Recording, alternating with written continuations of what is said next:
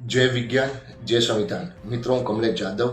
મિત્રો, 2-4 દિવસ પહેલા મેં ખૂંખાર મેરડી બારેજા ધામના અગેન્સ્ટમાં તેના વિરોધમાં વિડીયો બનાવ્યો હતો અને એના પછી એક બીજો વિડીયો પણ મેં સોશિયલ મીડિયાના માધ્યમથી અપલોડ કર્યો હતો।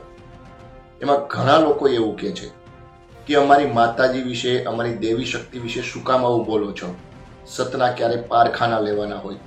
મિત્રો, જે લોકો મારો વિરોધ કરે છે, જે લોકો મને બોલવાથી રોકે છે, જે લોકો નેગેટિવ કમેન્ટ કરે છે, એ લોકો પણ આ ખૂંખાર મેરડી બારેજા ધામના ભુવાનું નામ સુદ્ધા નથી જાણતા। આ લોકોને તેનો વાસ્તવિક પરિચય પણ નથી। આ લોકો તેને પૂરી રીતના ઓળખતા નથી। બારેજા ધામ ખૂંખાર મેરડીના ભુવાનું નામ છે રાજવીર સિંહ, જે ઠાકોર સમુદાયથી આવે છે। તેનું હુલામણાનું નામ છે બંટી, અને આ બંટીએ તેના જ કુટુંબીજનોને કાર નીચે કચડી નાખ્યા હતા।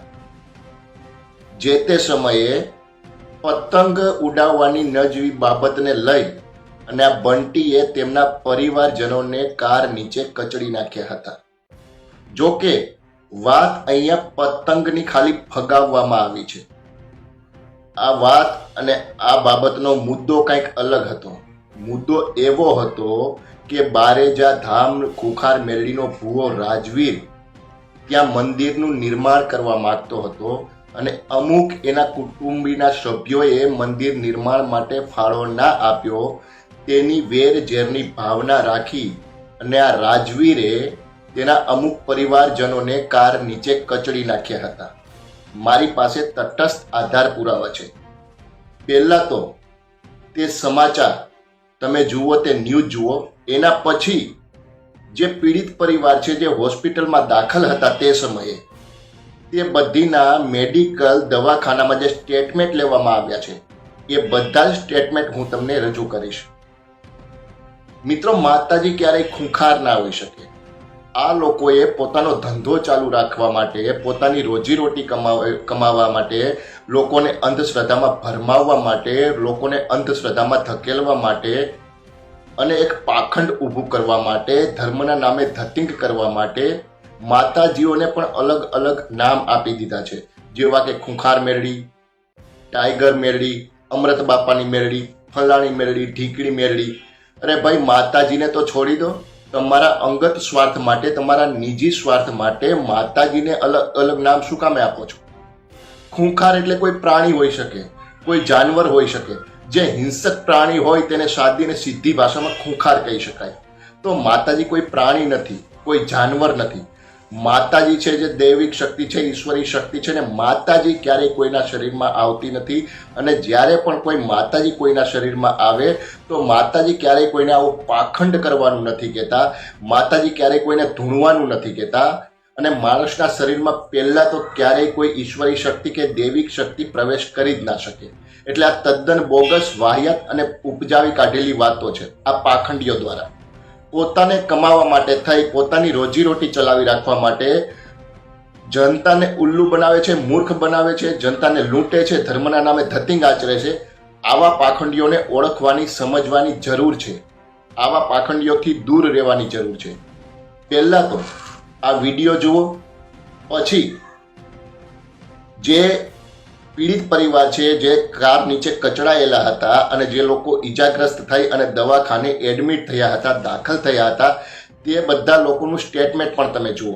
પછી તમે શાંત મને વિચારજો કે આ બારેજા ધામનો રાજવીર ભુવો એટલે કે ખૂંખાર મેરડીનો ભુવો કેટલો સાચો વ્યક્તિ છે, કેટલો ખોટો વ્યક્તિ છે અને કેટલો ક્રૂર વ્યક્તિ છે। તેમાં એક બેનનું મોત પણ થયેલું હતું। મારી પાસે ઘણા આધાર પુરાવા પડ્યા છે અને આગળના આધાર પુરાવા હજુ હું ઘણા મેળવવાનો છે એના અગેન્સ્ટમાં। અને શક્ય હશે તો અમારી સંસ્થાના સાથ, સહકાર અને સહયોગથી, સપોર્ટથી અને તેમના સમર્થનથી આવનારા સમયમાં અમે તેના પર આરટીઆઈ કરીશું, જેથી કરીને લોકો સુધી અમે સત્ય પહોંચાડી શકીએ। પહેલા તો આ સમાચાર જુઓ, પછી જે દવાખાનામાં પીડિત પરિવાર એડમિટ છે, દાખલ છે, તે લોકોના સ્ટેટમેન્ટ પણ હું તમને રજૂ કરીશ। અને આવનારા સમયમાં હજુ પણ ઘણા બધા એવા પુરાવા છે જે હું તમારા બધા લોકો સામે રાખીશ, જેથી કરીને આ નાલાયક ભુવાની ક્રૂરતા, તેની નિર્દયતા લોકો સામે આવે, તેની વાસ્તવિકતા લોકો સામે આવે, તેનું પાખંડ લોકો સામે આવે, તેનું ધતિંગ લોકો સામે આવે અને લોકો તેનું સાચું રૂપ જોઈ શકે, લોકો તેનો સાચો ચહેરો જોઈ શકે કે આ વ્યક્તિ કેટલો ક્રૂર છે, કેટલો નિર્દય છે અને કેવી રીતે આ લોકોને કારની નીચે કચડી નાખ્યા છે. એ વિડીયો જુઓ. પછી દવાખાનામાં જે પીડિત પરિવાર દાખલ હતો તે બધા લોકોના સ્ટેટમેન્ટ પણ હું તમને બતાવીશ કે લોકોએ શું સ્ટેટમેન્ટ આપ્યા છે આ ખૂંખાર મેરડી બારેજા ધામના ભુવાના અગેન્સ્ટમાં, તેના વિરોધમાં. પહેલા તમે આ વિડીયો જુઓ. આજે બારેજામાં ઘટના બની એમાં તમને શું ઈજાગ્રસ્ત થઈને, તમારું નામ શું? મારું નામ ભરતભાઈ છે. હા. અને હું બહાર ગામનો છું. એમાં બજારમાં બેઠા હતા અને ગાડીઓ આવી ફટાફટ લાગ્યા. એમાં એક ગાડીએ મને ટક્કર મારી. જે ગાડી વ્હાઇટ હતી, મને ખબર નથી કે હું કોઈને ઓળખતો નથી, પણ તમને સજા થાય એમ વધારે સારું અને મને કમરના ભાગે વધારે ગંભીર થઈ છે. આ બેન છે કોણ છે? એ મારી દીકરી છે. એ સાસરીથી અહીંયા ઉત્તરાયણ કરવા આવ્યા હતા, તો એ ભણિયાને લેવા ગયા, તો એમાં આ લોકો આવ્યા ને, તો આ રીતે અચાનક ગાડીઓ આવી, એવી રીતે એમને જેમ અહીંયા ઠોકીને મારી બેબલીને લઈ લીધી છે હંગાતે હંગાતે. આ રીતે પડી ગયા, આ રીતે વાગી ગઈ. આજે બારેજાની ઘટના બની, તમને ઈજા કેવી રીતે થઈ? હું બજારમાં છોકરા લેવા ગઈ હતી. છોકરા બજાર હતા, બજારમાં લેવા ગઈ હતી. જેવી ગાડીઓ આવી એવી રીતે એમને બધાને અડફૂટમાં જ લઈ ગયા. હું પડી ગઈ. આજે બારેજામાં બનાવ બન્યો એમાં તમે ઈજાગ્રસ્ત થયા છો, તો એના વિશે તમારે શું કહેવું છે? એના વિશે મારે એમ કહેવું છે, અમે બજારમાં હતા અને એ લોકો ગાડીઓ લઈને આવ્યા અને અમને અડફેટે લઈ લીધા અને અમને ઈજા થઈ. તમને શું થયું? અમને આ હાથે ક્રેક આવ્યો છે, કાંડામાં ક્રેક આવ્યો છે અને બીજી ગાડી ફરીથી આવી તો ફરી અમને અડફેટે લીધા જ છે. બીજી ગાડી નેક્સોન હતી અને સામેથી બીજી ઓડી આવી હતી, તેમને અમને અડફેટે લઈ લીધા. અને ઓડી ગાડીમાં કંઈક બંટી ઉર્ફે રાજવીર હતો અને નેક્સોન ગાડીમાં કિંગરાજ ઉર્ફે રાજા હતો. એમને અમને અડફેટે લઈ લીધા. અમને આટલી ઈજા પહોંચી છે અને અમને કડકથી કડક સજા મળવી જોઈએ.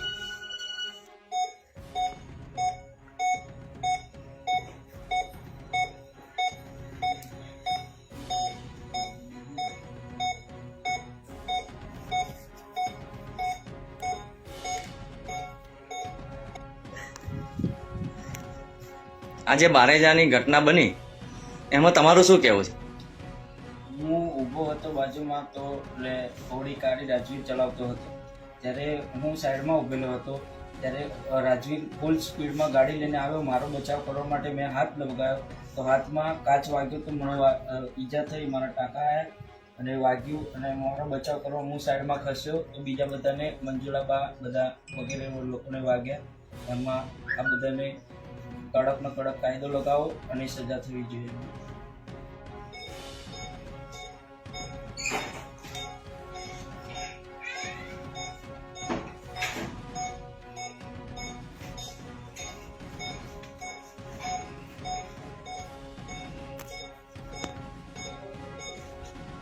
જોયું મિત્રો, આ ભૂવો કેટલો નિર્દય છે, કેટલો ક્રૂર છે અને આ વ્યક્તિ કેવી રીતના લોકોને કાર નીચે કચડી નાખે છે.